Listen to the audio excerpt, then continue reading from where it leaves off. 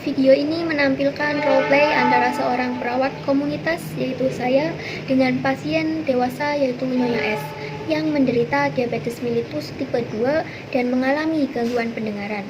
Kunjungan ini dilakukan di rumah pasien sebagai bagian dari layanan home care atau perawatan kesehatan di rumah. Dalam praktik keperawatan komunitas, perawat tidak hanya bertugas memantau kondisi fisik pasien, tetapi juga berperan penting dalam memberikan edukasi kesehatan, mendampingi pasien dalam pengelolaan penyakit kronis, serta menyesuaikan pendekatan komunikasi sesuai kondisi dan kebutuhan pasien. Karena pasien dalam video ini mengalami gangguan pendengaran, perawat menggunakan strategi komunikasi yang tepat seperti berbicara secara pelan dan jelas, menggunakan tulisan besar dan berwarna berbeda sebagai alat bantu visual, juga memperlihatkan gambar dan simbol untuk mempermudah pemahaman.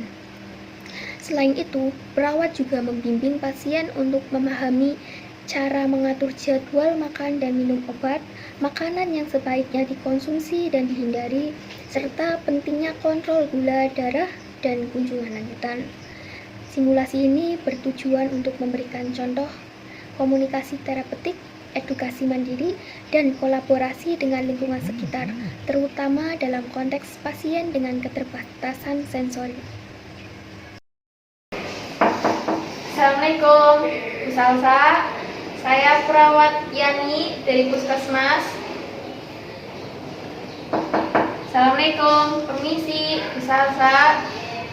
Saya perawat Yani dari Puskesmas. Waalaikumsalam. Maaf ya Mbak, tadi saya nggak dengar. Silakan Mbak, duduk. Terima kasih.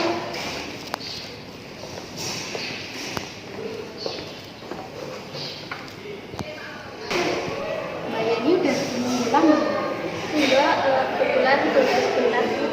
Maaf ya Mbak, tadi saya nggak dengar soalnya. Iya, nggak apa-apa. Saya akan bicara lebih pelan dan jelas. Kalau misalkan kurang jelas, Ibu bisa bertanyakan. Terima kasih ya Mbak. Saya di sini mau periksa tensi sama gula darah Ibu. Sekalian mau mengatur kembali jadwal makan Ibu. Boleh Mbak. Kadang juga saya kalau makan terus saya bingung mana obat untuk malam, mana untuk pagi. Saya ingin periksa itu ya Bu. Apakah Ibu bersedia? Boleh Mbak.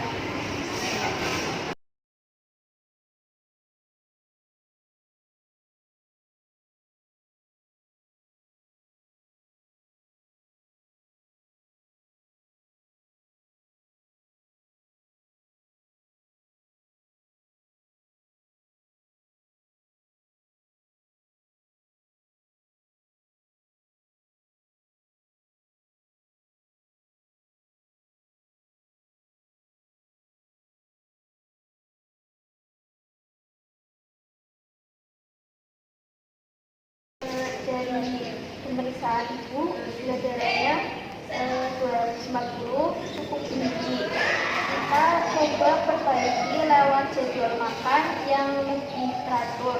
Kita bawakan kertas ya Bu. Wah ini bagus banget Mbak gambarnya. Nanti saya pajang di kulkas ya Mbak biar nggak lupa terus. Untuk obat saya sarankan gunakan kotak obat harian dengan label warna yang berbeda. Misalkan obat untuk minum pagi ditulisin huruf P, terus nanti dikasih warna merah. Untuk obat yang malam dikasih huruf R, terus nanti dikasih warna kuning supaya itu jelas. Wah makasih ya Mbak. Itu idenya bagus banget. Nanti saya tulisin. Saya juga bawakan panduan gambar makanan ya Ibu. Ada simbol centang dan silang supaya lebih mudah. Sayur, ikan, kukus, nasi merah itu yang centang, dan gorengan, roti manis, minuman kemasan itu yang silang.